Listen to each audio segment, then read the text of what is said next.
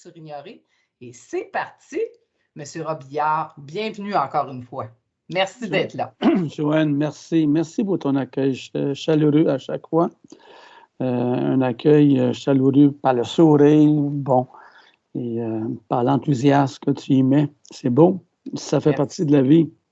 Alors, merci tout le monde d'être là ce lundi soir.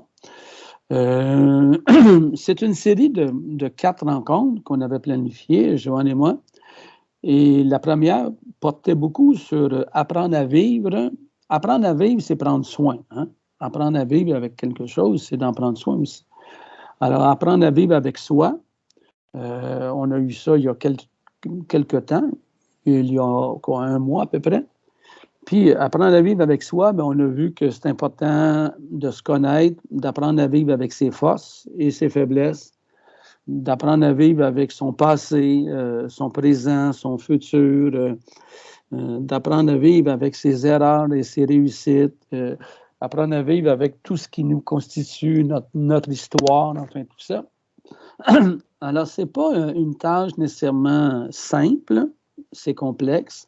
L'être humain est complexe, on l'a vu avec Serge Bouchard lors de la première rencontre, mais c'est un être merveilleux. L'être humain peut être à la fois merveilleux et à la fois un être malveillant, comme on voit actuellement, je ne veux pas m'étendre là-dessus.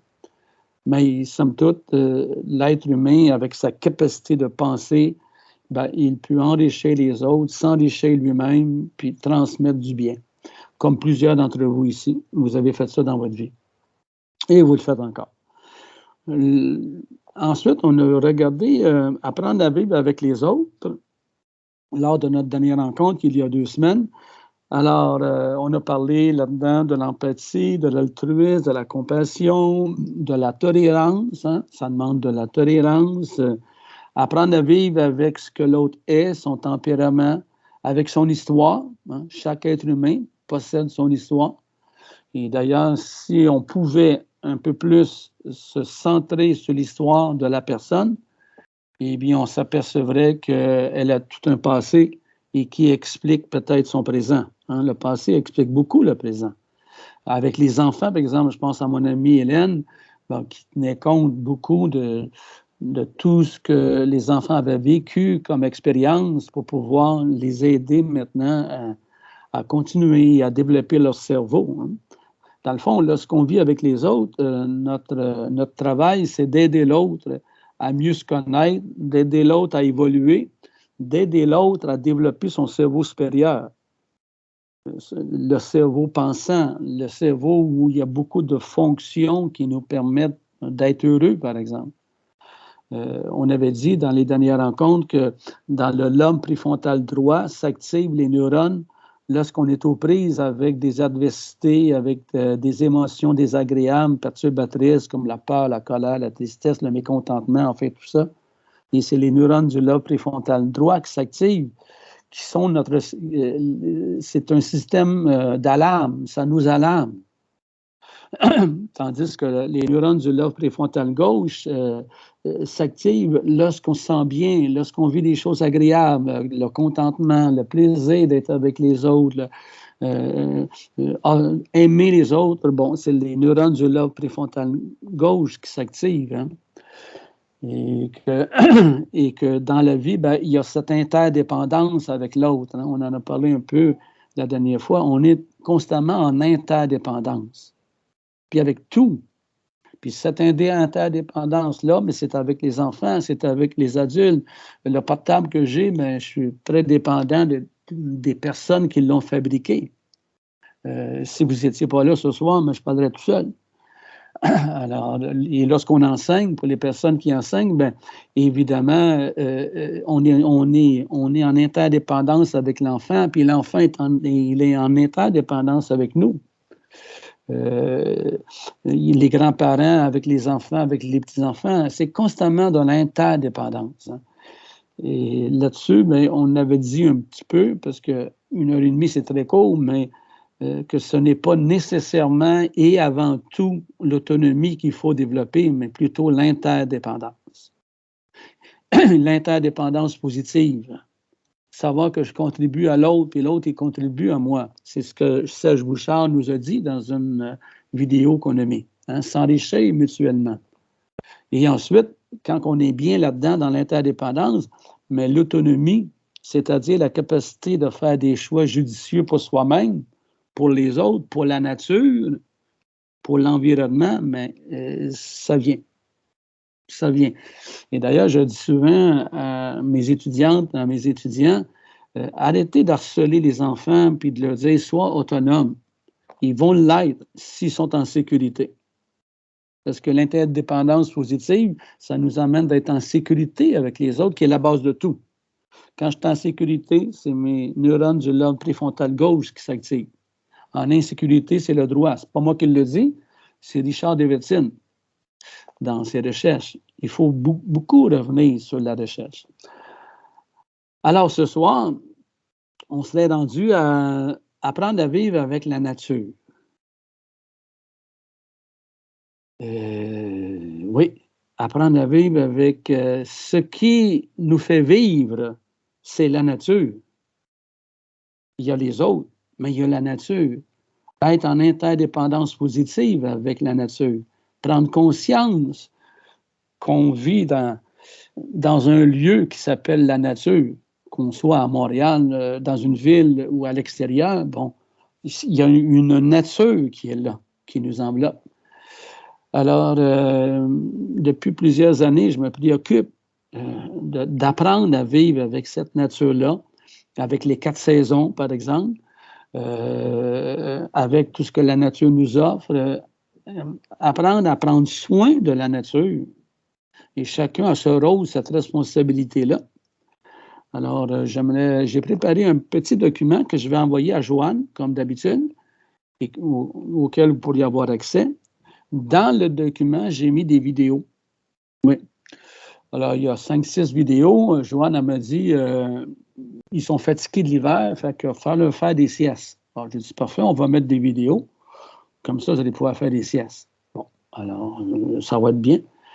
Et parmi les vidéos, ben, il y a 2 chansons auxquelles je tenais. C'est un coup de cœur depuis des années, des décennies, qui nous parle de la nature, alors que je les ai mis. Donc, ça va être un mélange de jasette de ma part, de vidéos où je vais faire des arrêts pour expliquer, et puis un peu le diaporama. Et puis, je crois qu'après une heure et demie, ben, on devrait être encore plus en amour avec cette nature-là, ou de continuer à l'aimer et en prendre soin. Alors, Joanne, c'est correct ce que je dis? Oui. Parce que Joanne, elle me dit, informe-toi à moi si c'est correct ce que tu dis. Bon, c'est parfait. Bon. Alors, elle-même, Joanne, elle est fine elle-même. Alors, je vais faire un partage d'écran. J'aime taquiner, hein, ça ne paraît pas, je le sais. Alors voilà, je vais mettre le document. Je m'excuse si ça prend un peu de temps. Voilà. Alors, cultiver l'émerveillement et trouver le bonheur dans la nature.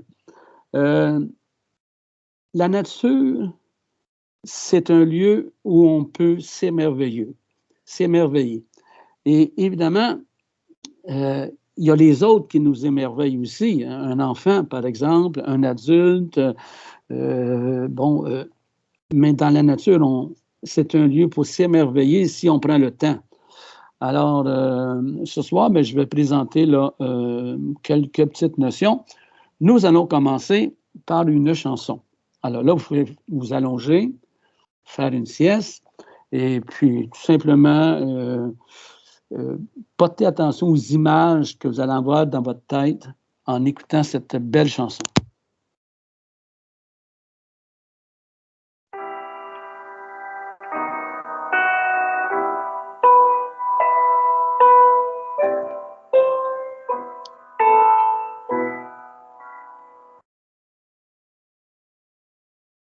Bravo, monsieur le monde. Chapeau, monsieur le monde. Avec quand les gens diront que vous ne tournez pas toujours très rond. Bravo, pauvre montagne, c'est beau, c'est formidable. Nous vous disons simplement merci. Bravo, on n'a jamais trouvé un bleu plus bleu, un bleu plus fort. Aucune symphonie ne riche d'autant d'harmonie qu'un merveilleux tonnerre qui fait l'amour avec la pluie. Bravo le vent qui fait danser les pluies, qui fait trembler les océans. Bravo pour le soleil et la colère du volcan. Bravo pour l'arc-en-ciel qui met de la joie dans le cœur d'un enfant. Bravo, monsieur le monde. Chapeau, monsieur le monde. Nous vous demandons pardon pour tous ceux qui vous abîmeront. Bravo, monsieur le monde. Bravo pour la colombe, si vous lui laissez la vie, nous vous dirons simplement merci.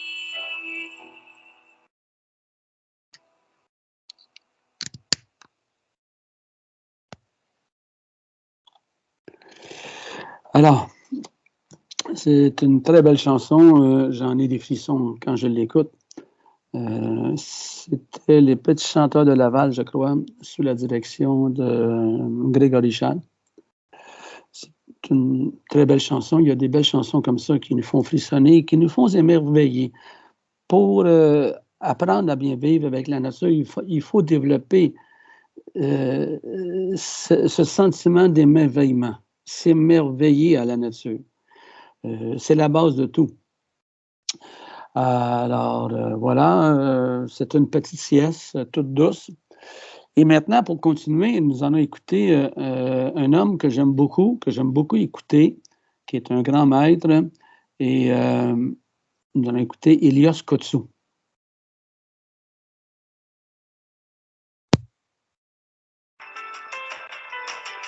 Madame, mademoiselle, monsieur, bonjour et bienvenue dans ce magazine où nous allons une fois encore retrouver Ilios Kotsou. Ilios Kotsou, bonjour. Bonjour. Vous êtes psychologue, docteur en psychologie et vous avez participé à la rédaction de ce livre qui vient de sortir, Prendre soin de la vie, de soi, des autres et de la nature, aux éditions L'Iconoclaste. Alors, Ilios, première question, qu'est-ce qui fait que vous avez souhaité vous entourer de tous ces gens pour écrire ce livre?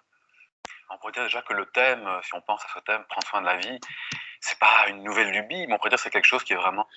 C'est vraiment un livre à lire, si jamais ça vous intéresse. Et vous avez des grands auteurs, Christophe André, Stephen Lorraise, un grand chercheur, Mathieu Ricard, évidemment, Rebecca Shankland, Ilios Kotsou, Caroline Lechire. C'est un très beau livre qui va dans le sens dont on parle ici ce soir. Impératif aujourd'hui, quand on regarde l'état de la planète, de la biosphère, je crois que les rapports scientifiques ne cessent de s'empiler pour nous dire à quel point la Terre est dans un état parfois un peu difficile, les écosystèmes. Quand on regarde l'état de nos sociétés au niveau social, le nombre de personnes qui sont pauvres, le nombre de personnes qui sont en... Voilà, les inégalités sociales qui ne cessent de se creuser. Et puis quand on regarde l'état émotionnel, l'OMS qui nous dit qu'à l'horizon 2020, les problèmes émotionnels d'anxiété, de dépression seront la première cause d'invalidité dans le monde. On se dit que prendre soin de la vie, ça semble être un impératif. Et en même temps, ça rejoignait quelque part une trilogie de livres qu'on avait écrits ensemble et ça avait commencé par Se changer, changer le monde, qui abordait l'idée que le travail intérieur, prendre soin de cette vie intérieure, et le travail vers l'extérieur, changer le monde, étaient deux choses qui se renforçaient l'une l'autre. Et quand je parlais d'interdépendance, tantôt, c'est exactement ça. C'est un autre beau livre, hein? Se changer le monde. Lorsqu'on change nos perceptions, on change l'autre aussi. Hein? Alors, oui, c'est une belle base. Mais on avait centré ce livre-là d'abord sur le travail intérieur, avec notamment Mathieu Ricard, Christophe André, Pierre Rabhi. Et puis on avait été dans transmettre, qui était comment on peut transmettre tout ça, comment cette transmission, cet échange entre donner et recevoir, permettre de nourrir cette attitude. Et c'était une évidence de terminer en allant. C'est un autre très beau livre ici, encore ici, avec plusieurs auteurs, et Catherine Guéguen, entre autres, qui est ici, Frédéric Lopez, Frédéric Lenoir. Alors, c'est vraiment des livres qui nous montrent comment on peut apprendre à vivre avec soi, à vivre avec les autres, à transmettre notre émerveillement, notre bonheur. Vers l'environnement et donc vers la planète, d'en prendre soin de la vie. Puis notre idée aussi était, parfois dans ce monde qui est assez alarmiste, le message du livre n'est pas tellement arrêter de détruire, parce qu'on le dit déjà assez, mais c'est comment est-ce qu'on peut aller vers ce qu'on pourrait appeler une culture régénérative. Comment est-ce qu'on peut régénérer nos écosystèmes, l'écosystème intérieur, cette écologie intérieure, l'écosystème relationnel, ce qui nous relie les uns aux autres, et puis évidemment notre maison commune, la planète. C'est intéressant ce qu'il vient de dire, hein? Ces écosystèmes-là intérieurs, et avec les autres, et avec la planète, la nature. Voyez-vous encore l'interdépendance? Alors, on va peut-être d'abord commencer par notre écosystème personnel. C'est bien parce qu'on dit prendre soin de soi. Oui. Qu'est-ce que ça veut dire exactement, ça? Alors, prendre soin de soi, bien sûr, je vais vous répondre ce que ça veut dire, mais on pourrait aussi revenir un tout petit peu en arrière en se disant, il y a eu plusieurs périodes dans l'histoire de l'humanité où on se dit que plus loin que prendre soin de soi, notre vie à tous était menacée. Et une des premières époques était peut-être l'époque de la guerre froide, où parce que quelqu'un aurait pu appuyer sur un bouton rouge, l'ensemble de l'humanité pouvait disparaître. Pas seulement l'humanité, la Terre peut-être aurait pu disparaître. Mais là, il y avait vraiment quelque chose de très ponctuel. Aujourd'hui, la menace est un peu différente. Ce qu'on se dit, c'est que dû à des problèmes systémiques beaucoup plus compliqués, peut-être que là aussi, nous sommes menacés. Et donc, que pouvons-nous faire ? Et venir à ça, le premier point qui était prendre soin de soi, le point d'entrée pour nous, c'était quand on regarde la manière dont nous traitons parfois les autres, ou la planète de manière très très dure en fait et exigeante, est-ce que ce n'est pas le reflet d'une certaine manière, de la manière dont nous, les femmes et les hommes, nous nous traitons parfois nous-mêmes, avec une très grande dureté, une exigence et ainsi de suite. Et peut-être que avant d'aller voir ce qu'on peut faire aux autres, pour les autres, pour l'environnement, on pourrait aller regarder ce qui se passe en nous. Puisque nous sommes liés au reste, nous sommes comme des microcosmes en lien avec le macrocosme. Tout ce qui se passe en nous est en lien avec ce qui se passe avec les autres. C'est pas vous que je dois le dire, je crois. Notre vie intérieure, on pourrait dire d'une certaine manière que notre manière d'être au monde est le reflet de notre vie intérieure. Et donc commençons déjà par là, par notre manière d'être en lien avec nous-mêmes. Une manière très simple de le voir aussi, c'est si vous avez déjà pris l'avion, alors maintenant de moins en moins de personnes prennent l'avion peut-être, mais vous asseyez dans cet avion. Et puis il y a ce steward ou cette hôtesse qui tout à coup vous donne ces quelques consignes de sécurité. Et elle vous dit, si par malheur, je ne vous souhaite pas, il y avait une dépressurisation de la cabine et que le masque à oxygène venait à tomber devant vous, si vous avez un peu d'intérêt pour l'enfant, le conjoint ou l'ami à côté de vous, surtout ne tentez pas de mettre le masque à oxygène sur le visage de l'autre. Parce que très vite, vous risquez de perdre connaissance, de perdre vos moyens et vous ne serez plus bon pour prendre soin de personne. Mettez d'abord le masque à oxygène sur votre propre visage. Prenez soin de vous, et puis une fois que vous avez pris soin de vous, vous pourrez prendre soin de l'autre. C'est vrai que cette question de... C'est intéressant parce que plus on prend soin de nous, notre cerveau est si bien fait que plus on prend soin de nous, plus on se nourrit, et bien plus notre cerveau sécrète ensuite de la dopamine pour prendre soin des autres. C'est noué ça, hein? Ça se passe sans qu'on en prenne conscience souvent. Et d'ailleurs, un enfant qui a reçu dans son enfance par les adultes un attachement sécure, des adultes qui ont bien pris soin de lui, avec des limites, des règles, enfin tout ça, eh bien, c'est nous, comme les recherches démontrent que cet enfant-là, rendu à l'âge adulte, c'est des enfants disposés à prendre soin des autres parce qu'ils ont été nourris. Hein, ils ont été nourris. De soin de soi, on pourrait même y mettre un préalable, qui serait la connaissance de soi. Quand on parle d'écologie, c'est un joli mot, hein, si on regarde les racines étymologiques grecques de ce mot, oikos, c'est la maison, et logos, on pourrait dire la science de la maison. Et donc, on pourrait dire l'écologie commence par une écologie intérieure, la science de la maison intérieure. Est-ce que nous nous connaissons nous-mêmes? Est-ce que nous connaissons notre propre esprit? Si je ne connais pas ma propre maison intérieure, comment est-ce que je peux avoir une maison qui est belle, qui est accueillante, à partir de laquelle je peux inviter d'autres personnes et je peux prendre soin du reste? Et donc, cette démarche de connaissance de soi est peut-être un préalable au fait de prendre soin de soi. Donc, ça nous semblait vraiment être une première évidence. Et en partant de cette idée où nous nous maltraitons nous-mêmes, ça aurait été alors qu'est-ce qu'on peut faire d'autre? Comment est-ce qu'on peut rentrer en relation avec nous-mêmes de manière plus douce, plus compassionnée, et qui n'est pas une manière d'être, de laisser aller au fond. C'est vraiment une manière d'être lucide, mais en se disant nous sommes des femmes et des hommes avec une grande sensibilité, avec une grande vulnérabilité, avec une grande fragilité, et confrontés à des situations de vie, à du changement. Le changement est difficile, non? En tout cas, personnellement, quand les choses vont bien dans ma vie, j'aimerais tant que ça ne change pas. Puis quand les choses ne sont pas tellement graves, j'aimerais tant que ça change plus vite. Et donc, il y a toutes ces tensions intérieures qui apparaissent de ma nature d'être vulnérable et fragile. Et plutôt que de lutter contre ça, si je pouvais juste reconnaître ça, quelque part faire de l'espace en moi, est-ce que ce n'est pas ça l'invitation de la spiritualité? Faire de l'espace ou reconnaître l'espace en nous, et parfois laisser agir toute cette vie émotionnelle en nous. Une écologie, ce serait se dire aussi, cette diversité d'émotions qui vient en nous, elle est importante. Est-ce que finalement, pour pouvoir bien vivre cette prise de soin de soi, quelque part la bienveillance est fondamentale? Être bienveilleur par rapport à soi, ou bienveiller, je ne sais pas comment il faut le dire. Et c'est un joli mot, non? Oui. Veiller, donc dans ce mot de veiller, il y a une forme d'attention. C'est-à-dire, plutôt que d'être complètement pris par l'extérieur, ce monde de la consommation, et toujours penser que tout est à l'extérieur, est-ce que je pourrais commencer à bien veiller sur l'expérience intérieure? Et donc veiller avec une attitude, on va dire, amicale. Est-ce que je pourrais devenir quelque part mon meilleur ami, ma meilleure amie, et veiller de manière, prendre soin un peu de cette petite plante intérieure.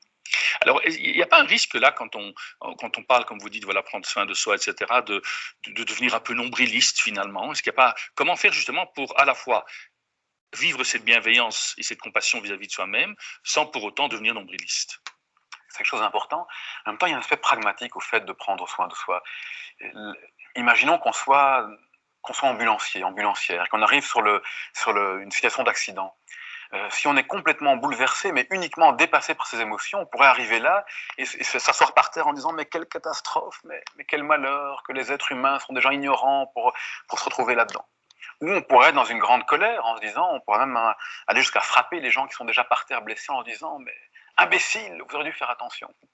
Prendre soin de soi, c'est cette bienveillance, c'est pouvoir avoir cette forme de stabilité qui fait qu'on arrive sur le lieu de la catastrophe, on est touché, mais on agit du mieux que l'on peut.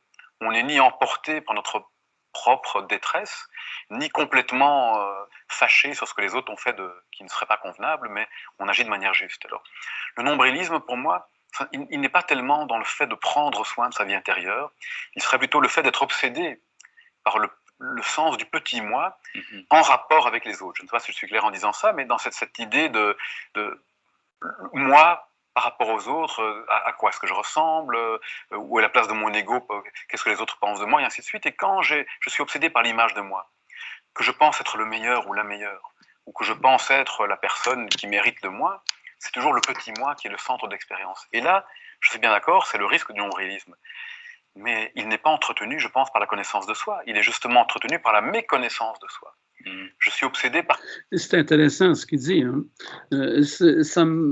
Ça m'amène à parler de l'estime de soi. On a beaucoup mis de l'avant l'estime de soi depuis plusieurs décennies et on sait, avec des recherches, qu'on a peut-être manqué notre coup. C'est qu'on a peut-être la façon de vouloir développer l'estime de soi, on a peut-être amené les gens sur eux-mêmes beaucoup plus que sur les autres, que sur la nature. Et c'est ça un petit peu le nombrilisme. Et d'ailleurs, Christophe André, dans un de ses volumes, un très beau volume, Imparfait, libre et heureux, dont il parle de l'estime de soi, il dit la véritable, la solide, la juste et saine estime de soi, c'est un petit peu moins, c'est se préoccuper plus de l'autre que de soi. Alors, c'est intéressant, ça, ici. Et évidemment, se préoccuper de la nature. Quelque chose, parce que je ne sais pas qui je suis. Par contre, si je prends le temps de découvrir qu'il y a en chacun d'entre nous une forme de présence, un espace, une ouverture, dans ce cas-là, cette connaissance de soi, prendre soin de cette vie intérieure, nous ouvre aux autres. Cela étant dit, il y a peut-être des phases à ça. Peut-être dans un premier temps, le temps de prendre soin de soi va nous couper un tout petit peu de l'environnement, parce qu'on est tellement blessé, on se connaît si peu. Mais une fois qu'on a pris soin de soi, la question du soi, en fait, devient beaucoup moins pertinente. C'est comme la confiance, en fait. La confiance en soi nous obsède quand on n'a pas confiance en nous-mêmes. Lorsque la confiance est installée, on a retrouvé la confiance, cette question n'est plus tellement importante. On peut se tourner alors, on peut être ouvert à l'autre, être ouvert aux autres. Est-ce que tu merci beaucoup? Je rappelle donc ce livre, Prendre soin de la vie, de soi, des autres et de la nature. Et nous aurons dans une...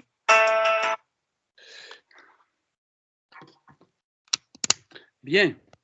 Joanne, tu es toujours là? Je ne te vois pas. Oui, je suis toujours là, mon cher. Bien. Alors, est-ce que tu as apprécié Elias Kotsou? Pardon? Est-ce que tu as apprécié Elias Kotsou? Vraiment. Oui. Écoute, je pense que comme tout le monde ici, ce sont de très belles références de lecture. Oui, vraiment. Oui.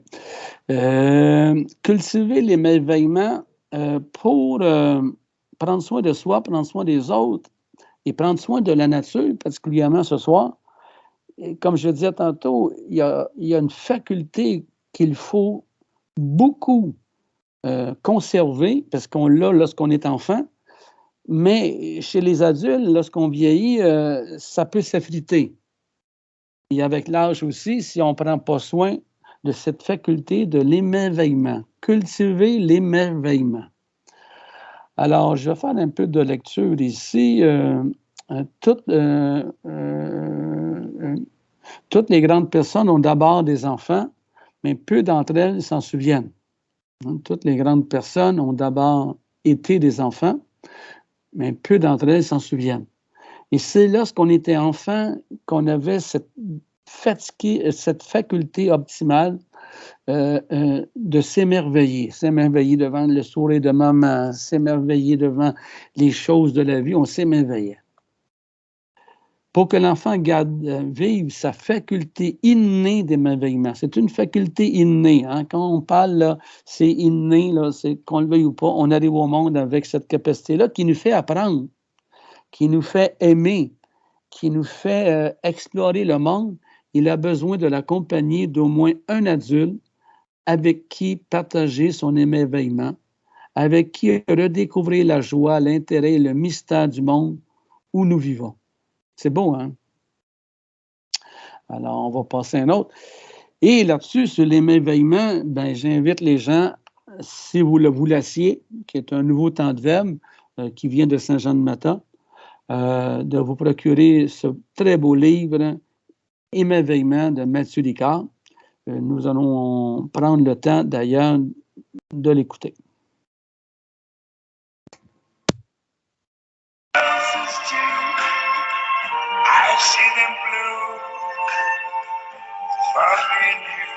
Ah, quel sacrilège d'interrompre cette chanson. Dernière ligne droite de votre télématin du 29 octobre. Regardez en compagnie de Natacha et de Loïc. Et on commence avec vous, Natacha, et nous allons ensemble ce matin. Et j'ai envie de vous dire merci en préambule. On va s'émerveiller grâce à Mathieu Ricard. Exactement, Mathieu Ricard, peut-être faut-il rappeler qui il est, moine bouddhiste français, qui vit aujourd'hui au Tibet la plupart du temps, philosophe, écrivain, passionné par la photographie depuis sa plus tendre enfance et amoureux de la nature. Il vient de lancer une exposition de photographie, ça se passe...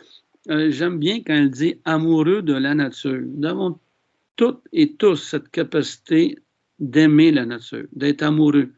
Et c'est la base de tout. Lorsqu'on aime quelqu'un, on en prend soin. D'un amour altruiste, hein, toujours. Pas d'un amour égocentrique.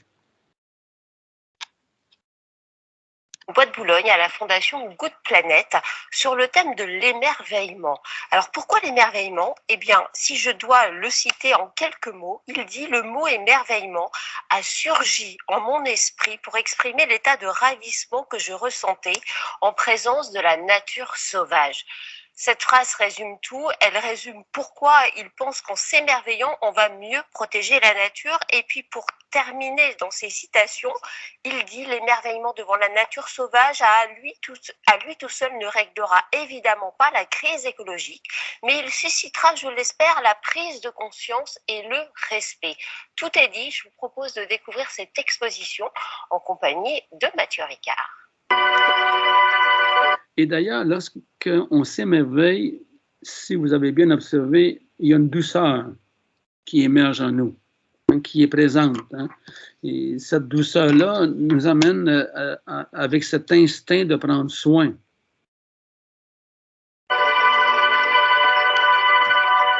Ça fait 50 ans que je photographie l'Himalaya, l'Islande, la Patagonie.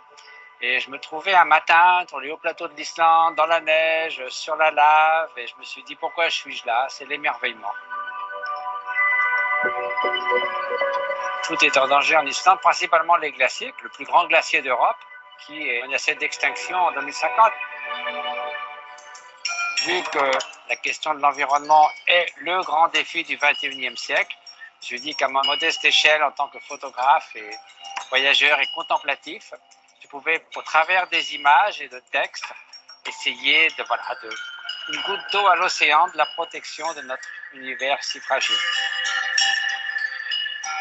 Ça, c'est ce que je vois le matin de mon balcon, l'Annapurna et puis le Manaslu, 2 pics de 8000 mètres. Qu'est-ce qui vous émerveille, vous, dans ce monde? Alors, il y a bien sûr la nature sauvage, puisque je vis, moi, dans l'Himalaya, j'ai aussi parcouru le monde, mais c'est aussi l'émerveillement d'être en face d'un maître spirituel empreint de sagesse et de bienveillance, du regard limpide d'un enfant, d'un vieillard édenté au Tibet, l'émerveillement de se mettre au service des autres, c'est aussi une source de contentement profond. Ça, c'est une rivière gelée au Yukon, paysage extraordinaire avec ses lumières absolument féeriques. Et là, l'émerveillement, c'est en permanence. C'est vrai, quand on est dans un paysage, que ce soit sur les hauts plateaux tibétains, en Islande, en Patagonie, ou à perte de vue, c'est une nature immaculée. Alors c'est éminemment émouvant, on sent une unité. La méditation est aussi bien à l'extérieur qu'à l'intérieur. Mais de nos jours, c'est vrai qu'il y a un petit sentiment de « Ah, si ça aussi, ça devait être en danger à cause de tout ce que nous faisons ».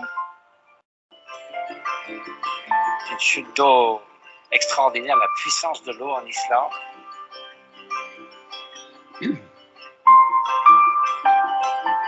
L'émerveillement, c'est inspirer pour respecter et que les gens se disent ça vaut la peine de faire des efforts pour préserver cette merveilleuse biodiversité, pas aller vers la 6e extinction des espèces. Sinon, les générations à venir diront « Vous savez, pourtant, vous n'avez rien fait ».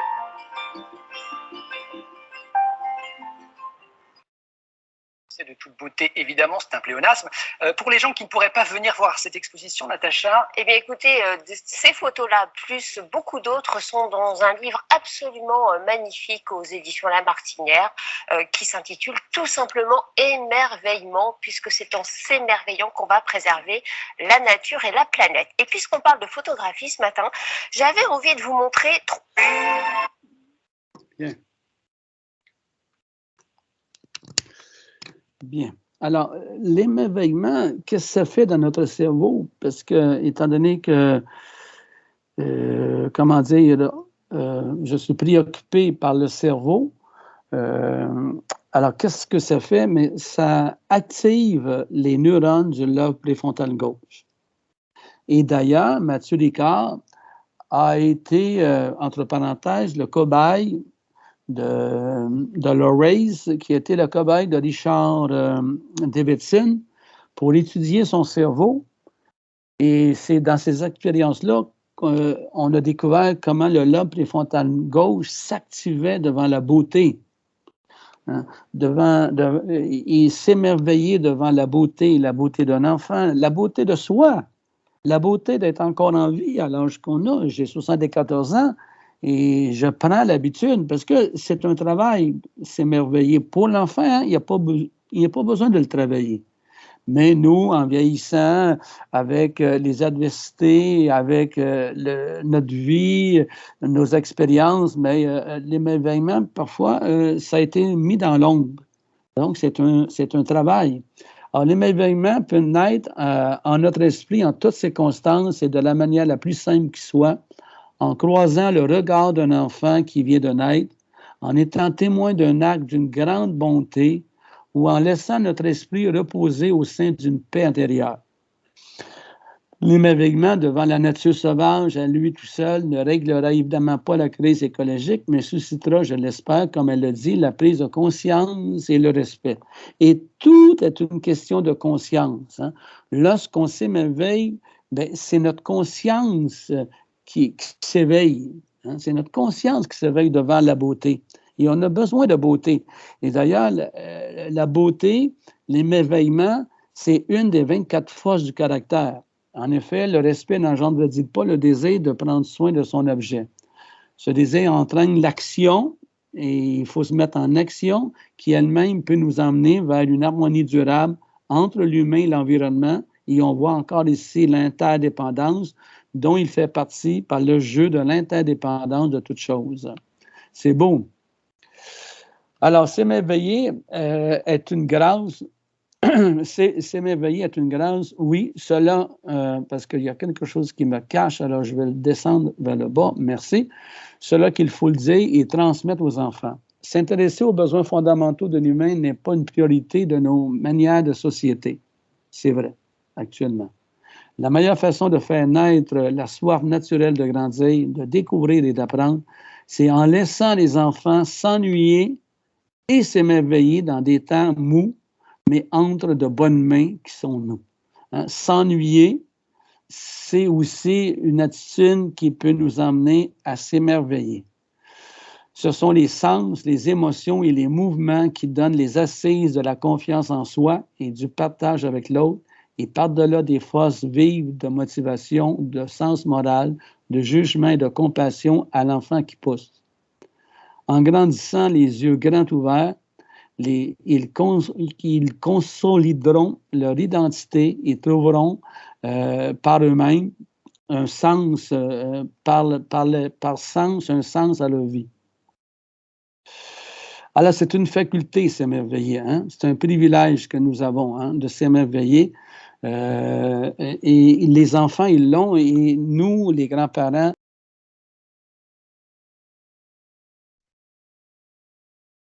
moi, je connais ici dans le groupe mon amie Hélène, que j'ai vue à maintes reprises, et je suis allé dans sa classe et elle a emmené les enfants à s'émerveiller devant des petites choses, toutes simples, et que les enfants étaient heureux. Alors, s'émerveiller, c'est désirer connaître.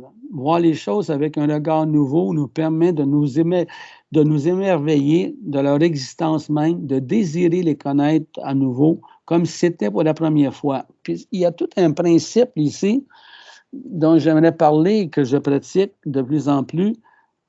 C'est le principe comme si c'était la première fois. Et d'ailleurs, nos yeux, quand ils voient une chose pour la première fois, nos yeux s'émerveillent, souvent. L'enfant qui voit une chose pour une première fois, vous voyez ses yeux qui s'agrandissent et on le perd, ça. En vieillissant, il y a un prix à payer, hein, pour vieillir, devenir adulte. C'est souvent de perdre des choses, mais qu'on peut retrouver. Et surtout lorsqu'on est dans cette période de la vie, que je dis à partir de la cinquantaine, soixantaine, où on a parfois moins de préoccupations, on en a toujours, mais un peu moins, et réapprendre à s'émerveiller comme si c'était la première fois. Alors, les jeunes enfants savent s'émerveiller parce qu'ils ne considèrent pas le monde comme acquis. Ils le reçoivent plutôt comme un cadeau. Et ça aussi, c'est intéressant parce que on a cette capacité, comme adulte, à finir par voir les choses comme acquises. Son conjoint, son ami, sa maison, sa santé. Alors, il n'y a rien d'acquis. Et les recherches, d'ailleurs, démontrent beaucoup que c'est avec de la gratitude et de l'émerveillement qu'on s'éloigne de prendre la vie comme acquise. Parce qu'il n'y a rien d'acquis, c'est d'ailleurs, c'est impermanent. Alors, par conséquent, l'émerveillement implique une attitude d'humilité et de gratitude profonde, c'est ce que je disais. Alors, contempler la nature, qu'adviendrait-il d'un enfant qui ne contemple jamais un ciel étoilé, qui ne se trouve jamais bien longtemps en présence d'autres espèces ou qui ne fait jamais l'expérience enrichissante de la nature? Il est sain et nécessaire que nous tournions de nouveau le regard vers la terre et que dans la contemplation de ses beautés, nous laissons surgir en nous l'émerveillement et l'humilité. C'est beau, hein? Alors, réapprendre à observer, c'est important.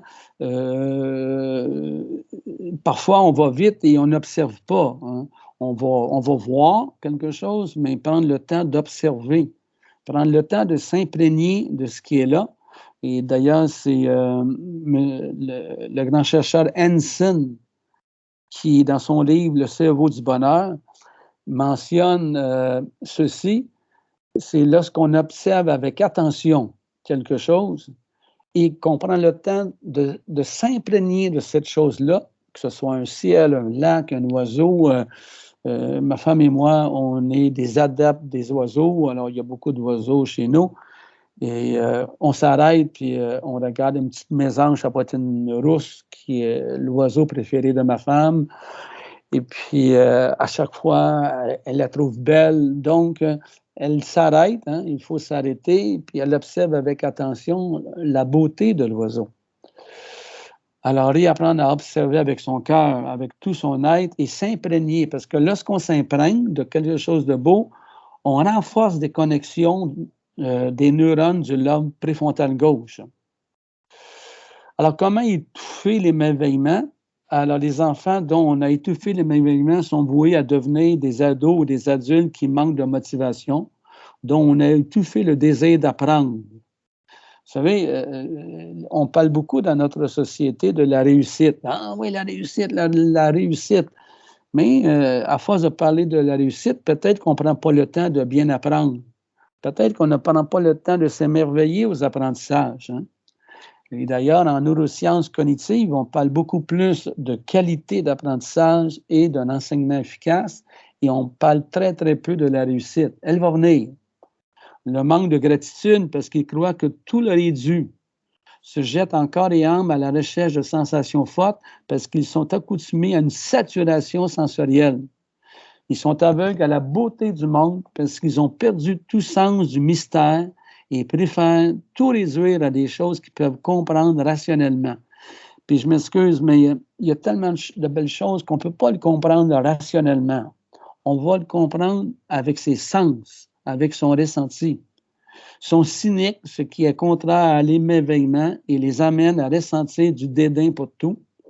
Ils rejettent ce qui est beau et bon parce que leur paraît louche et nourrissent dans les deux cas un culte de la laideur.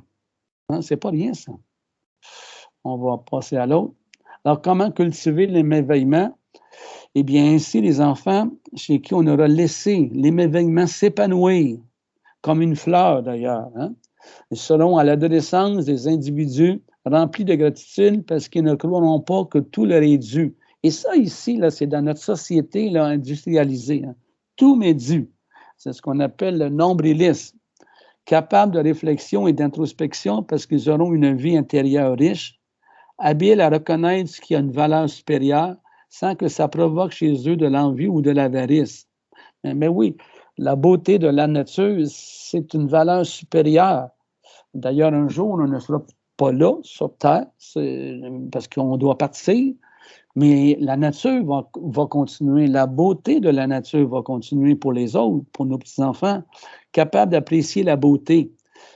Apprécier est une force extraordinaire. Hein? Savourer, apprécier, qui active encore là les neurones du lobe préfrontal gauche. Parce que le regard ne sera pas superficiel, il pourra pénétrer au-delà des apparences, hein? Aller au-delà. Aller au-delà, par exemple, d'un enfant qui a des comportements difficiles et voir sa beauté derrière. Patient, parce qu'ils auront l'habitude d'attendre avant de recevoir. Et quand on parle de patient, on pourrait ajouter tolérant à la frustration.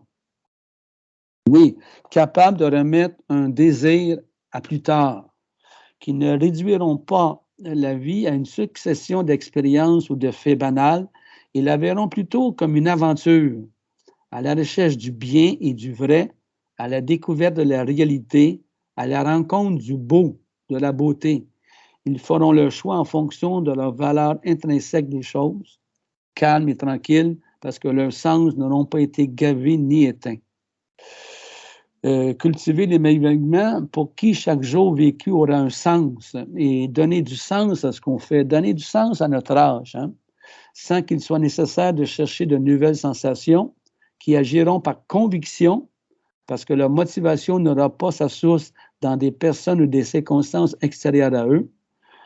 Plein de compassion, capable de sortir de chacun pour soi pour percevoir les besoins d'autrui et contemplatif et ouvert au mystère parce qu'ils ne se réduisent pas à la réalité, à ce qui se laisse comprendre. Ils seront animés d'une soif infinie de connaissance, de découverte et, j'ajouterais, de gratitude. Donc, le bonheur est dans la nature.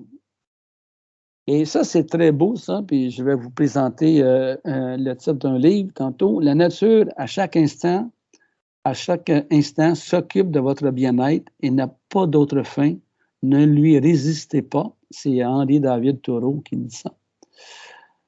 Alors, vous avez un très beau livre ici, dont je vous recommande, qui est Le bonheur dans la nature, très bien écrit. Et d'ailleurs, nous allons écouter là, une petite vidéo. On est heureux. C'est la thématique du livre de Marc Giraud, Le bonheur est dans la nature, aux éditions Delachaux et Niestlé. Un point de vue que je partage grandement. Ce livre, c'est un grand tour d'horizon, vraiment un éventail très large de toutes les méthodes naturelles qui sont susceptibles d'améliorer notre quotidien et notre vie, qui peuvent nous rendre heureux. Donc on y parle de luminothérapie, de ronron-thérapie, de sylvothérapie, de lamathérapie, de baladothérapie et plein d'autres choses que je vous laisse découvrir. Je vais vous lire un court passage pour vous donner le ton. L'inspiration vient en marchant. En marchant, on renoue avec son corps. On reprend le contact avec la terre et avec le ciel. On s'inscrit dans le paysage. On se réapproprie l'espace. On s'ouvre à la grandeur du monde. En marchant, on rejoint aussi d'autres sphères, celles qui font jaillir en nous les idées spontanées de l'inspiration et qui déclenchent les mystérieux processus de la création. Jean-Jacques Rousseau, comme tant d'autres écrivains poètes, philosophes, peintres, musiciens ou scientifiques, ne pouvait pas penser et créer sans marcher.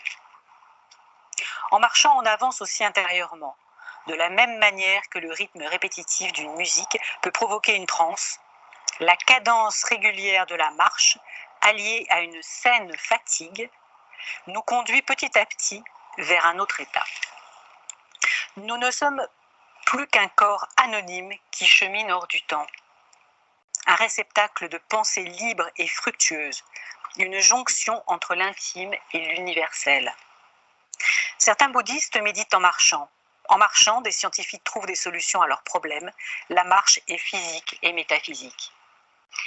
Pour ma part, la marche m'apporte beaucoup et en effet me rend extrêmement créative et m'emmène dans des endroits fabuleux qui me servent souvent dans mes photos. Voilà.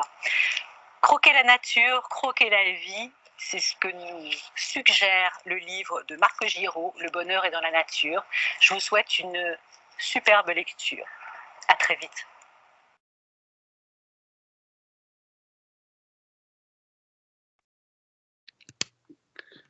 C'est beau, hein? Se fasciner devant la beauté. C'est beau d'entendre une personne nous lire ce qu'un auteur a eu comme réflexion. La nature et les animaux nous font du bien. Pour nous en convaincre, imaginons un monde sans arbres, sans fleurs, sans oiseaux. Ce monde de machines et de béton entièrement voué à l'humain serait totalement inhumain.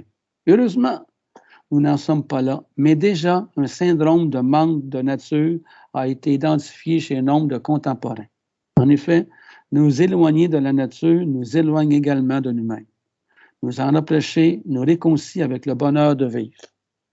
Le retour aux sources parmi les arbres et les animaux nous est bénéfique, voire nécessaire, car nos racines profondes parlent en nous. C'est le thème de ce livre, résolument positif. Il vous fera du bien. Tout au long de cet ouvrage, nous constaterons un curieux aller et retour entre notre nature intérieure et la nature extérieure. Voyez-vous encore l'interdépendance, un étonnant jeu de correspondance qui se manifeste partout, notamment avec les animaux. Il ne s'agit pas de nous servir de la nature seulement pour aller mieux, ce qui sera encore une forme d'exploitation, mais bien vivre, attendez un peu, mais bien vivre, mais bien de nous reconnecter avec elle par tous nos sens, d'éprouver à quel point nous en faisons partie et à quel point elle est en nous. Voilà. Alors ici, il y a différentes activités là, que vous pourriez prendre connaissance en regardant le document en plein air, nos animaux familiers. Alors voilà. La joie que procure la nature. Hein? Alors, c'est inouï. Hein? Il y a encore là, je ne sais pas si vous voyez, le bonheur, la joie, l'émerveillement. Ça amène dans notre cerveau de l'ocytocine, ça amène dans notre cerveau de la sérotonine, qui est l'hormone qui stabilise notre bonne humeur, de la dopamine qui nous met en action. Alors, c'est inouï tout ce que ça fait. Et nous allons terminer en regardant le Shinrin-yoku. Le Shinrin-yoku, c'est le bain de forêt. Alors, ça signifie le bain de forêt, le Shinrin-yoku. On s'immerge dans la forêt afin de recevoir avec tous ses sens, dit-elle. On la contemple, on la hume, on la caresse, on l'écoute, on la goûte. Ça n'a rien à voir avec la marche nordique ou la course en forêt. On ne vise pas la mise en forme, mais uniquement le bien-être. La lenteur est la clé et le silence est de mise. On s'arrête souvent. Vous devez écouter vos sens, surtout votre respiration, ainsi que le battement de votre cœur qui ne font qu'un avec la symphonie que vous offrent les sons de la forêt. À la fin, c'est le calme qui vous habite. Il n'y a pas de compétition, mais au lieu d'un sentiment de réussite, il y a un sentiment de sérénité. Alors, une autre petite sieste. De prendre le temps d'écouter le riz pousser. Ici, on pourrait dire, on va prendre le temps de regarder la résine qui vient de se former sur l'arbre.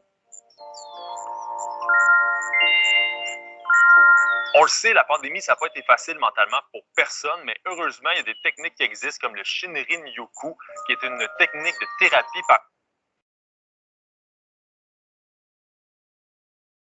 la forêt. Aujourd'hui, on va essayer ça avec Bernadette Rey, qui est une des seules guides certifiées au monde. Donc, let's go, on va aller faire ça. Vous me suivez à mon rythme et puis un petit peu plus loin, on va pouvoir introduire le Shinrin-yoku. Le Shinrin-yoku, c'est de retourner dans la nature et d'être avec la nature. Ce qu'ont découvert les Japonais quand ils ont fait leurs recherches, c'est que les arbres ils émettent des phytoncides. C'est comme des molécules, mais en fait, c'est une hormone de communication entre eux.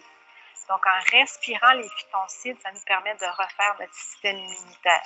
Alors, je vais souvent faire ce signe-là de rassemblement, qui signifie de se retrouver en cercle, ensemble. Qu'est-ce qui vous a incité à venir assister à une séance de Shinrin-yoku? Je me disais qu'après plus d'un an de pandémie, ça peut faire du bien de venir un peu se reposer ou se guérir par la forêt. Ça prend minimum 20 minutes au corps et au cœur de se calmer. Donc, c'est au moins 3 heures pour ressentir les bienfaits. Et ces bienfaits-là, ça peut durer pendant 3 jours jusqu'à 1 semaine. Je vais donc débuter le chemin. Vous allez me suivre. Ce que je vous invite à faire, c'est vraiment de prendre le temps de prendre son temps. Je vais vous passer des bandeaux et ce que je vais faire, c'est que je vais guider François les yeux bandés vers un arbre que je vais lui offrir. L'intention, c'est de vous laisser offrir un arbre puis offrir un arbre, d'accord? Oh. À la fin, quand vous revenez au lieu de départ puis que vous enlevez le bandeau, vous devez le retrouver. C'est dur à savoir, là, avec les yeux bandés, la distance. Ah, c'est lui. Celui-là. Et je vous propose de cueillir ce que vous allez trouver sur votre passage, mais qui va vous attirer. Donc là, ce que nous allons faire, c'est une œuvre collective avec chacun de nos éléments. Les gens étaient tellement confinés qu'ils sont d'abord allés en nature. Puis par la suite, ils se sont dit, mais qu'est-ce qu'on pourrait faire pour être avec la nature? Et là, il y a eu comme une prise de conscience. Je le vois dans les gens qui s'inscrivent. Puis pour moi, ce n'est pas une tendance. C'est vraiment quelque chose qui va rester.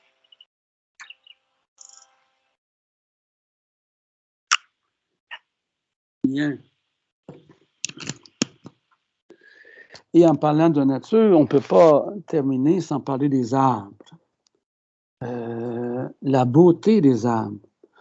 Le langage des arbres. Chez moi, au Mont-Saint-Hilaire, chaque arbre a son langage pour trouver la lumière.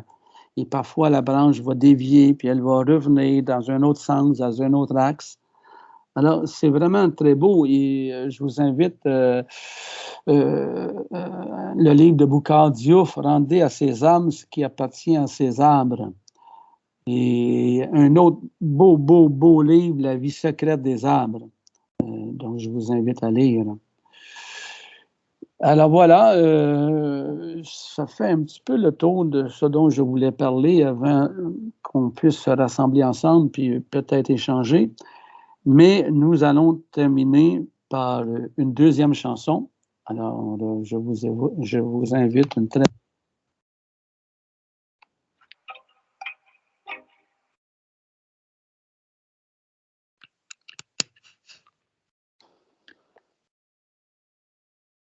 Alors, vous avez les références ici. Bien, je reviens. Joanne, tu es toujours là? Je suis là, cher Richard. Il semblerait que certaines personnes n'aient pas, je ne sais pas si ça dépend de l'appareil, mais que parfois les partages d'écran ne se faisaient pas. Je suis désolé. Mais à la prochaine conférence, c'est ça, j'ai eu quelques indices. Donc, mais comme je disais dans le clavardage, il va y avoir un rappel aussi sur le site Internet de la FADOC Estrie. Merci. Puis j'ai déjà des beaux commentaires. Merci pour votre présentation et les inspirations que ça me donne. Est-ce que c'est un bon moment pour qu'on puisse soit partager? Oui, j'aimerais bien entendre des gens juste partager ce qu'ils ont retenu de l'exposé ou comment ils se sentent présentement face à ce thème d'apprendre à vivre avec la nature. Chacun a son expérience, sa belle expérience. Alors, s'il y en a qui voulaient partager ça, c'est pour ça que je ne voulais pas avoir un discours trop long, mais pour pouvoir entendre les gens. Oui, vraiment. Là, j'ai réactivé tous les micros de tout le monde, chose que je n'avais pas été capable de faire la dernière fois. J'apprends. Alors, en passant, si tu permets, Joanne, j'ai oublié de le dire, dans la dernière chanson qui est très belle de Luc Plamondon, qui a été écrite il y a presque 20 ans, ne l'oubliez pas, il était en avant de son temps, c'est un mantra, hein, ne tuons pas la beauté du monde.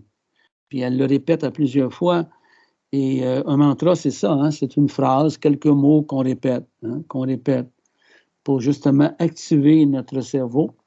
Alors, voilà, j'avais oublié de le dire tantôt. Bien. Alors, j'ai des gens dans le clavardage qui ont des commentaires. Vous pouvez lever la main comme on a vu. Dans moi, c'est dans le haut de mon écran avec le petit bonhomme avec la main. Si jamais que vous voulez intervenir et parler. Puis ici, merci pour cette belle conférence très enrichissante. Je retiens qu'il faut se donner du temps et en offrir aux enfants. J'ai ça dans les commentaires du clavardage. Oui, excuse-moi, mais je vais interrompre un petit peu. C'est que la nature a besoin de temps. Et ça, j'ai pris conscience de ça il n'y a pas tellement longtemps, peut-être il y a 15-20 ans. C'est à partir de ma deuxième période de vie, 50 ans, que ça s'est passé dans mon cerveau. Bon, ça ne s'est pas passé avant. Bon, qu'est-ce que vous voulez que je vous dise? Mais je me suis aperçu que la nature a besoin de temps. Comme l'enfant a besoin de temps. Et là, je vais faire une petite montée de lait. C'est inouï comment on ne laisse pas le temps aux enfants de se développer. Et je vois le visage de mon amie Hélène. Cette femme laissait le temps à chacun des enfants de se développer, de s'épanouir, d'observer. Moi, je pense, par exemple, à ma petite fille, là, que là, on s'inquiète parce qu'en première année, elle ne va pas devant tous les autres enfants spontanément, mais elle prend le temps d'observer vers où aller.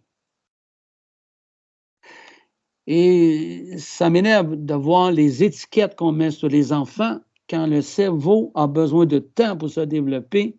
Et la maladie, c'est dans les adultes pressés. Autant au niveau de la nature qu'entre autres au niveau de l'enfant qui fait partie de la nature. J'ai fini ma montée de lait. Madame Hélène, justement, aimerait oui, juste ouvrir votre micro, Madame oui, Hélène. Si elle n'avait pas parlé, là, je ne suis pas de ta plainte. Ouvrez, Madame Hélène, on ne vous entend pas, votre micro n'est pas ouvert. Oui. Dans le nouveau programme du préscolaire, on exige des périodes de jeu libre. On doit le dire aux profs et beaucoup ne le font pas parce qu'ils ont l'impression que les enfants n'apprennent pas en étant libres et en explorant.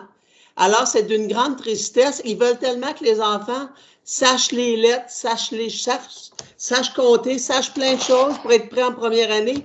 Mais c'est vraiment, il faut le dire, quand les enfants jouent, ils apprennent. C'est là qu'ils apprennent. Donc, je me calme, là.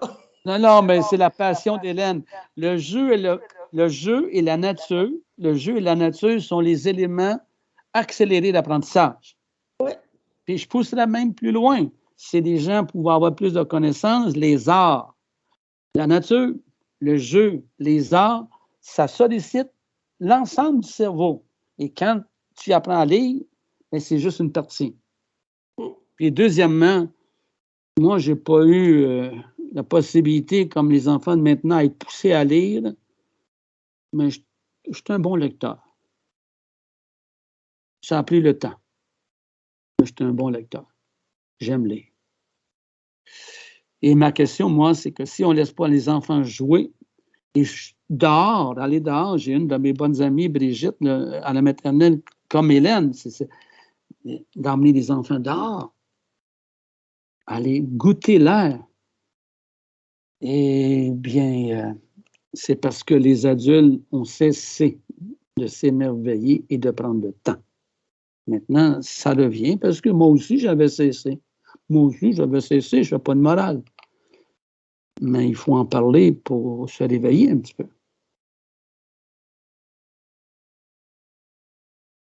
Est-ce que ça suscite d'autres réactions, d'autres commentaires? Merci beaucoup, Mme Hélène. Merci, chère amie Hélène.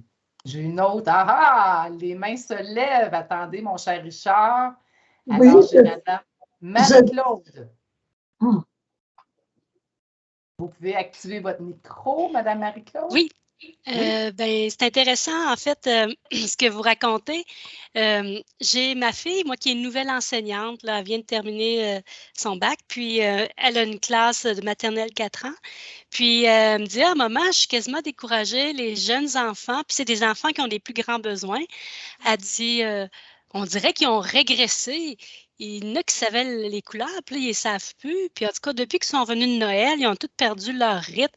Puis là, j'ai comme dit, en fait, ça me conforte un peu de vous entendre parce que je lui ai un peu partagé un peu, ben, je pense, Naomi, ces enfants-là, ce qu'ils ont surtout besoin actuellement, là, c'est d'être accueillis dans tout ce contexte-là. Les parents sont stressés, puis ils ont juste besoin de trouver un endroit pour être confortable, puis reprendre confiance, tu sais. Mais le système, c'est ça que je trouve un petit peu vicieux du système, c'est qu'il pousse à ce que vous nommiez performance. Hein? On a des objectifs à atteindre. Non. Fait que, puis je parle du système de l'éducation, mais c'est dans plein d'autres systèmes. Moi, je viens du réseau de la santé, là. Ce que vous dites, c'est très vrai. Puis en même temps, si vous me le permettez, je vais faire un petit aparté, puis mettre des petites bémols. Quand j'ai commencé à enseigner en l'automne 1967, il y en a peut-être qu'il était pas au monde, je ne sais pas, sûrement. J'avais 34 élèves dans ma classe de 7e année, puis la moitié avait repris leur 7e. Et on nous demandait de performer aussi. Donc, ce n'est pas d'hier. Et à chaque année, on nous demandait de performer. Bon, il y a un système. Puis le système, il est là depuis le temps de Caïn et Abel, puis le temps des Romains et des Grecs. C'était la même chose. Ça n'a pas changé. Ça ne changera pas. Mais nous, face au système, là, on a tout un pouvoir. Et j'ai le pouvoir de ralentir. J'ai le pouvoir d'emmener les enfants à l'extérieur.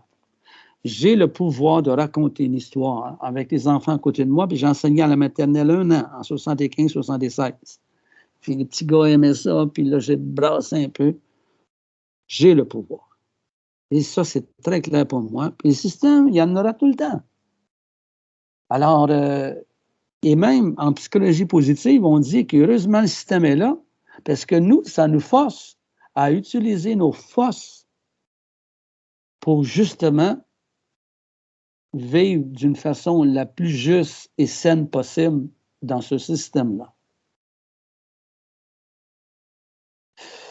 En mettant la faute sur le système, on s'éloigne de soi. C'est ce que je voulais dire à 74 ans. Puis heureusement que j'ai fait à ma tête. Ben oui, ben il y a un prix à payer. Ben oui, il y a un prix à payer. Hein? Quand j'emmenais mes élèves dehors, on allait jouer, là, puis ensuite, bon, on était prêt, là, notre cerveau était prêt. Ben oui, je me faisais critiquer. Mais ça ne me dérangeait pas. Voilà. On a une autre personne. Il y avait Madame Angèle. Je ne sais pas, vous aviez levé la main. Je suis là, oui. Est-ce que je peux ouvrir la caméra? Je n'arrive pas. Je pèse sur la caméra, mais ça ne s'ouvre pas. Elle ne s'ouvre pas. Ah, Madame Angèle, dommage. On vous entend? Pas grave, je vais juste poser. Dire, oui. Alors, c'est ça, moi, ce qui m'a étonné, un passage, entre autres, parce que j'ai aimé beaucoup toutes les références. Je pense que je vais vider mon portefeuille, là. Je vais aller faire des achats en librairie. Mais vous avez dit que les gens qui s'émerveillaient, si j'ai bien compris, sont calmes et tranquilles. Est-ce que j'ai bien compris? Ben oui, calme et tranquille, là, tranquille dans le sens qu'ils ne sont pas alarmés. Puis, je vous posez une très belle question en passant. Hein? C'est que le mot ici, là, parce que c'est des extraits, être calme, ça veut dire qu'intérieurement, être en paix. Moi, ça m'arrive, pas tout le temps, mais ça m'arrive de me sentir quand je marche dans la nature, j'observe les oiseaux, puis à l'intérieur de moi, là, c'est calme. Le calme ne veut pas dire qu'il n'y a pas de vie, mais ça veut dire que je ne suis pas envahi par des ruminations, par bon, là, j'ai ça à faire, j'ai ça à faire, j'ai ça à faire. Mon système d'alarme, parce qu'on a un système d'alarme, les neurones du lobe préfrontal droit, mais elles ne sont pas activées, il n'est pas activé. C'est plutôt mon système du lobe préfrontal gauche qui prend le temps d'observer. Voyez-vous? Alors, c'est un petit peu dans ce sens-là. Autrement dit, je me sens apaisé et je prends le temps, tout simplement à ce moment-là. Et laissez-moi vous dire, tout comme Hélène, eh bien, je suis un être avec une grande activation, mais je crois que notre travail, c'est d'apprendre justement ce qu'on voit ce soir, d'apprendre à vivre, hein, pour le montrer à nos enfants et à nos petits-enfants. Je pense que ça fait partie d'une de nos missions à l'âge qu'on a. Alors voilà. Merci. Merci. Bienvenue.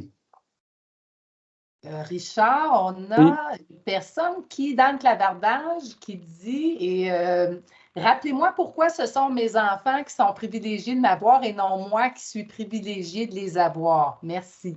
Oui, attention, je n'ai pas dit qu'on n'était pas privilégié de les avoir. Ça, je n'ai pas dit ça. Si j'ai dit ça, Joanne, tu me corriges, puis je vais m'excuser. Je dis juste que c'est important, comme adulte, de se dire que les élèves, nos enfants, sont privilégiés de nous avoir. Parce que l'enfant a à apprendre qu'il est privilégié d'être avec une personne qui prend soin de lui.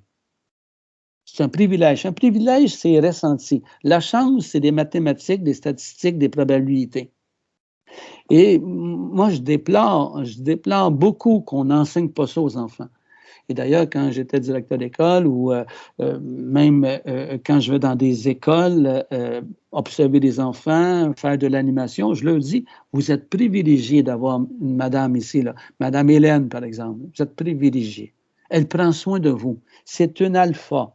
L'enfant doit apprendre à être en saine dépendance d'un adulte alpha, d'un maître. Vous savez que quand j'ai commencé à enseigner, on appelait ça la formation des maîtres. Puis au Québec, on a de la misère avec l'autorité, il faut qu'on a enlevé le mot maître, puis on enlève le mot enseignant, puis on ne sait plus de quoi on parle. Quand l'enfant, dans son instinct de saine dépendance qui l'emmène à s'épanouir, il a besoin d'un adulte alpha. Et ils sont privilégiés de voir qu'il y a des adultes qui prennent soin d'eux, parce que je connais beaucoup d'enfants qui n'ont pas d'adultes qui prennent soin d'eux. Et évidemment, nous, on est privilégiés de voir qui nous donnent leur confiance. Ça, je suis tout à fait d'accord, et j'enlève pas ça. Mais c'est ça l'interdépendance. On le verra dans la prochaine conférence un peu plus, ce phénomène d'interdépendance. Les enfants qui grandissent trop vite, les enfants qui deviennent autonomes, qui s'arrangent tout seuls, autrement dit, les enfants qui n'ont pas d'adultes qui prennent soin d'eux, savez-vous qu'est-ce qu'ils deviennent? Ils deviennent petit à petit d'une façon instinctive. Hein? C'est les instincts, ça. Ils deviennent d'une façon instinctive en domination. Et actuellement, dans notre société, le nombre d'adultes que je rencontre, où c'est les enfants qui sont en domination. D'ailleurs, un enfant malheureux, c'est un enfant qui cherche à dominer, pas consciemment, mais pour dire à l'adulte, « Hey, toi, reprends donc ta place avec moi. » Voilà. Alors, puis là, je pense à des gens, puis je pense à Hélène qui était avec les enfants, une alpha, une maman canne, puis des canetons qui la suivent, comme ça, là. Ça permet à un cerveau de grandir. Sinon, l'enfant, il était alarmé. Merci. Merci, Richard. Je ne sais pas si ça répond à la personne invitée qui a posé ou qui a mis ce commentaire-là, mais s'il y a lieu, levez la main à nouveau, peut-être pour pouvoir vous exprimer. J'ai Madame Desneiges. Attendez, je pense, c'est ça, Madame Desneiges? Vous pouvez ouvrir votre micro. Desneiges Lantier. Oui, Desneiges Lantier. Quel beau prénom. On s'est parlé dernièrement. Oui. Moi, j'aimerais approuver totalement ce que vous dites, M. Robillard, parce que j'ai été élevée, j'ai grandi sur une terre en campagne. Et ma mère nous disait souvent, allez jouer dehors. Donc, j'ai joué beaucoup dehors. Et à chaque matin, je vais prendre une marche, moi, en me levant. Il faut absolument que j'aille marcher parce que c'est dans moi, c'est inné.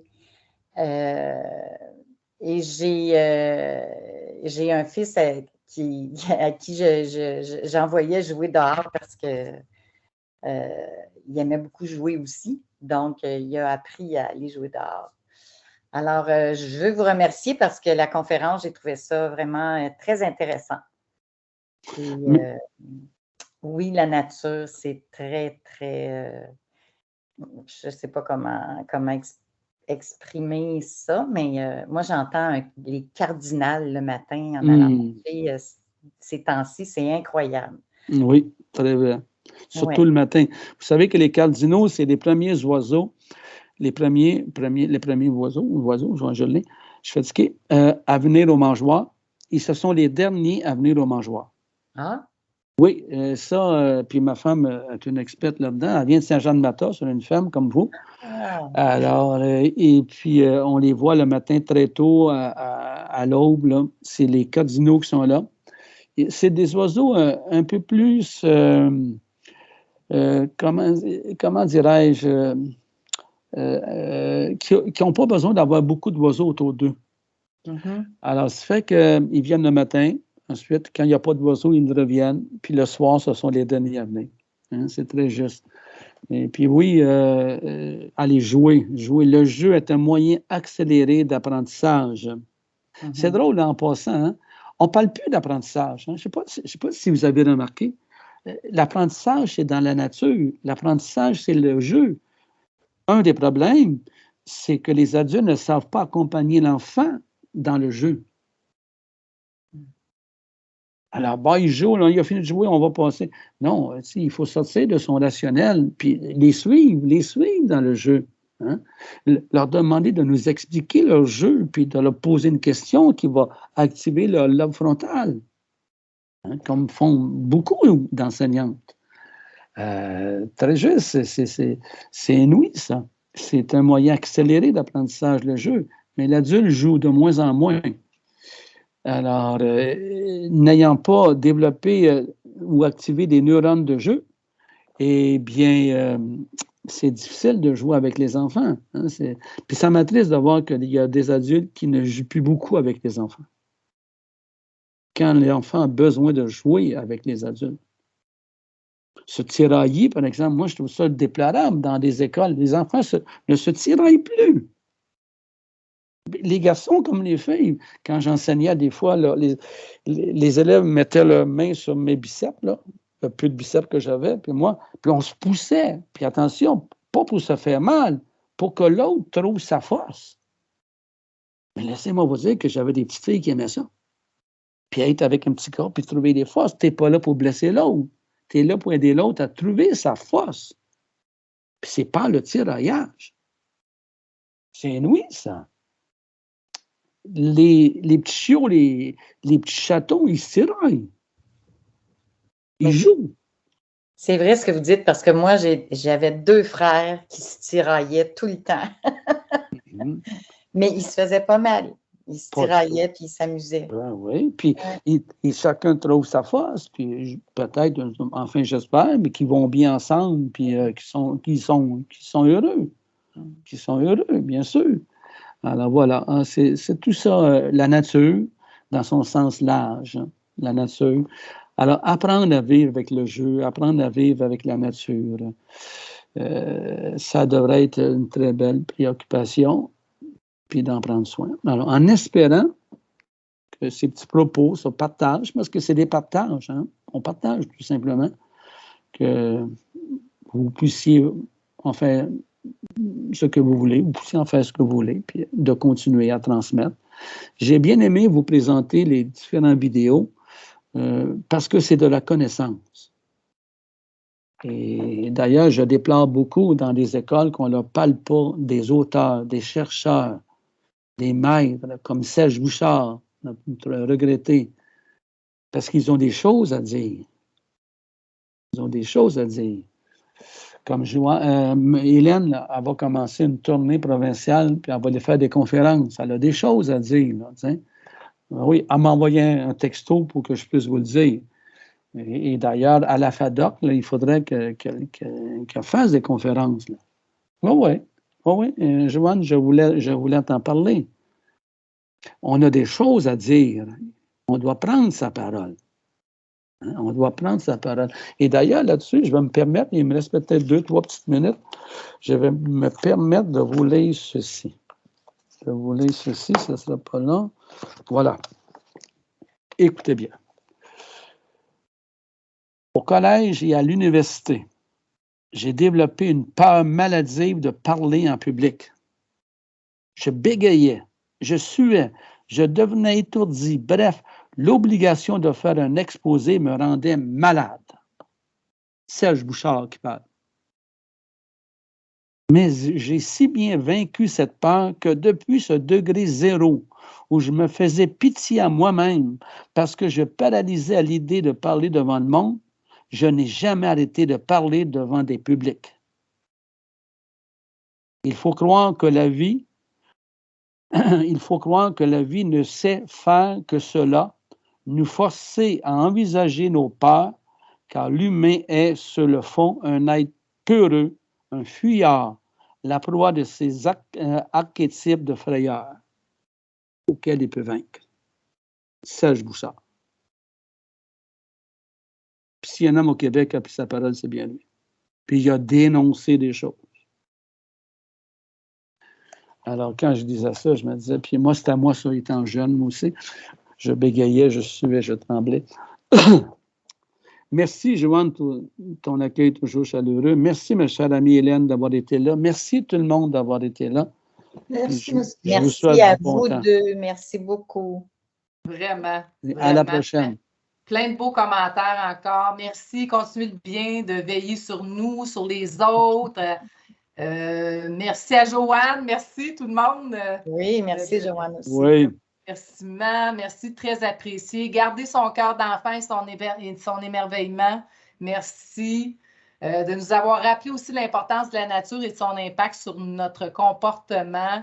Plein de beaux commentaires, Richard. Écoute, très, très inspirant, encore une fois. Merci à tout le monde aussi de votre belle participation. C'est le fun. Voyons, je bégaye moi-même. Je dis, change-là, j'ai de la misère à le dire.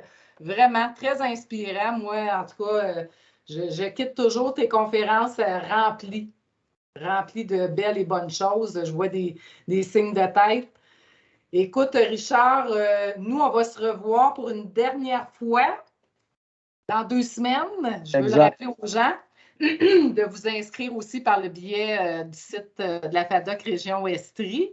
Alors, la date exacte est le lundi 24 mars et tu parleras, un petit peu, j'ai perdu, prendre soin de la vie et de l'interdépendance, je crois, oui. C'est ça? Alors, c'est ça, on va parler de ça, de la vie, du sens de la vie, apprendre à vivre avec la vie et avec l'interdépendance. Wow, ça va être encore une fois majestueux. Alors, pas le 28, le 20, il y a une dame qui me dit le 28, je ne veux pas me tromper de date. Oui, vous avez raison, ma chère dame, Hélène, Madame Hélène, merci. C'est le 28, j'ai dit le 24, 28 mars, c'est un lundi, c'est le dernier lundi. Merci de me ramener. Alors, merci tout le monde et je vous souhaite vraiment une superbe, belle fin de soirée. Puis, on se revoit dans 2 semaines. C'est un rendez-vous à ne pas manquer. Au revoir. Merci beaucoup. Au revoir. Merci. Au revoir. Merci. Au revoir.